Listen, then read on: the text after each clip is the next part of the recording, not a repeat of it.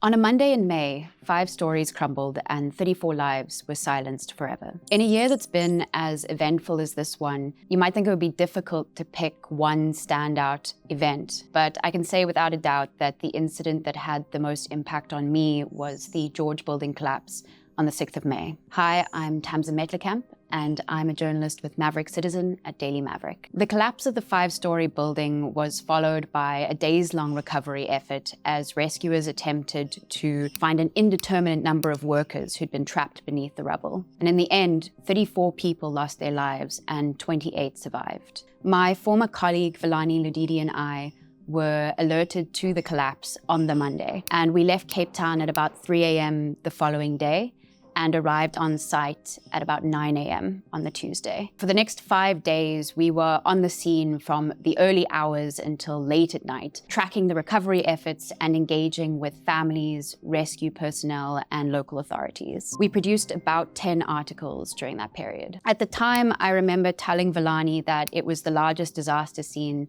that I had ever been on, and he said the same.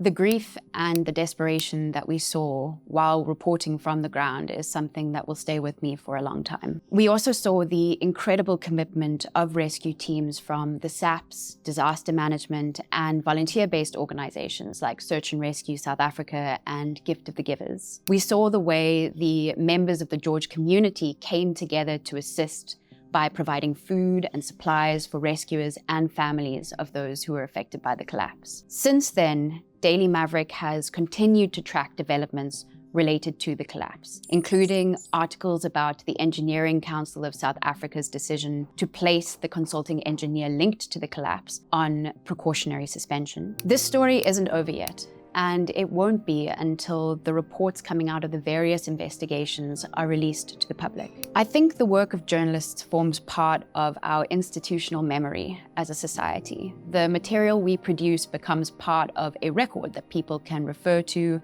and learn from, tracking the victories, mistakes, crimes, and teachings of the individuals and institutions who will shape our future. We won't get it right 100% of the time, but we approach every day with the desire to learn and be better.